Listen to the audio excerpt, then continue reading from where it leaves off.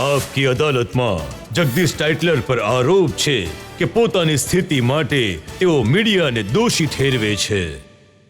તમને ખરેખર લાગે છે કે મીડિયાએ તમારી સાથે ઘણું ખરાબ કર્યું? મીડિયા જાણી જોઈને તમારી વિરુદ્ધ રહ્યું, બાયસ્ડ રહ્યું? એવું હતું કે મીડિયાનો હક બને છે કે જ્યારે કોઈ નેગેટિવ બાબત આવે તો પબ્લિકને બતાવવી, બટ એમનો એ પણ હક બને છે કે મારું વર્ઝન પણ સાથે આપી દે. Let the public decide. પણ મારું વર્ઝન ક્યારે પણ નહીં આપ્યું. પુરાવા લઈને, હું કોર્ટના પેપર લઈને, એવું પણ નહીં કે હું મારું સ્ટેટમેન્ટ કોર્ટના પેપર લઈને, સીબીઆઈના ડોક્યુમેન્ટ્સ લઈને એમના હાથમાં આપ્યા.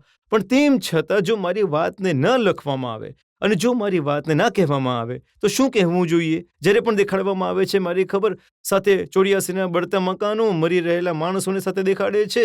જુઓ, જે માણસે 29 વર્ષ પહેલાં, 25 વર્ષ પહેલાં જે બાળક 3 વર્ષનો હતો અને 28 વર્ષનો છે, 18 વર્ષ પછી જોઈ લો, ઓછામાં ઓછી 2 નવી જનરેશન આવી ગઈ છે જેમણે 84 નથી જોયું.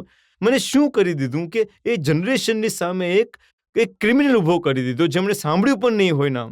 મારી દીકરીએ એક દિવસ પૂછ્યું, આટલું સાંભળીને લાસ્ટ ટાઈમ બતાવ્યું પપ્પા, કે પપ્પા શું ખરેખર તમે આટલા માણસોને માર્યા હતા? યુ કેન ઇમેજિન, જો મારી દીકરી મને પૂછે છે તો એમના બાળકો શું પૂછતા હશે? અને જે રોજ દેખાડે છે, જેટલી હું 3-4 ચેનલનું નામ નહીં લઈશ, એટલું ખરાબ બતાવે છે, એટલું ખરાબ બતાવે છે કે હું કહું છું કે ખોટાને મારી સાથે અટેચ કરીને એવી રીતે દેખાડે છે કે હું તો આજે કહું છું what happen was the worst thing.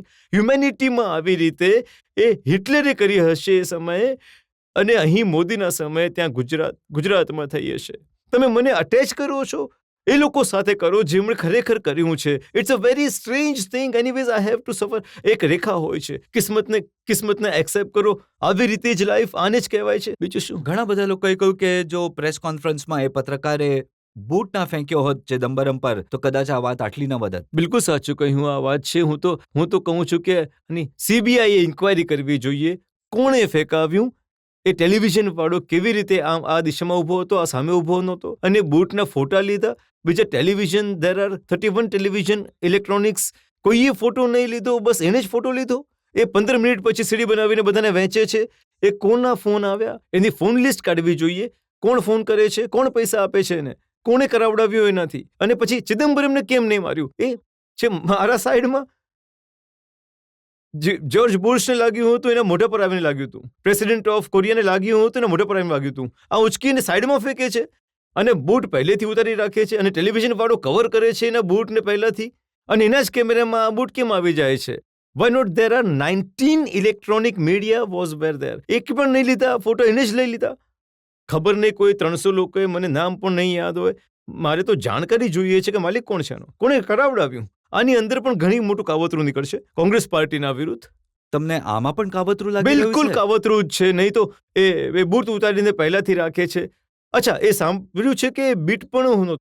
It's nothing. He is not a bit. A reporter પણ છે. He is a reporter from some other thing, not the AICC. તમે પણ જાણો છો, જર્નાલિસ્ટ છો. દરેક AICC ને ડેલિગેટ પાવર હોય છે. Certain people will go to the AICC. He was not even there. હું તમને જરૂર કહી શકું કે મીડિયામાં કોઈ પણ એડિટરે, કોઈ પણ સંપાદકે આવા એક્ટને અપ્રૂવ નથી કર્યું. હા, અને એ આ બિલકુલ ખરાબ વાત છે. આને અમે બિલકુલ. સ્વીકારતા નથી. પ્રેસ કોન્ફરન્સમાં કોઈ પત્રકાર કોઈના પર બૂટ ફેંકે એ બિલકુલ યોગ્ય નથી. પરંતુ એની પાછળ કોઈ કાવતરું છે, આ અમે પહેલી વાર સાંભળી રહ્યા હું છીએ. કહું છું, હું આ કાવતરું કરનારને શોધીને જ રહીશ. મારી લાઈફ ક્વેશ્ચન છે. મારી લાઈફ મને સીટ પછી મળશે એટલા માટે નહીં. મારે દિલ્હીમાં રહેવું છે. મને પરિવાર મળ્યો છે.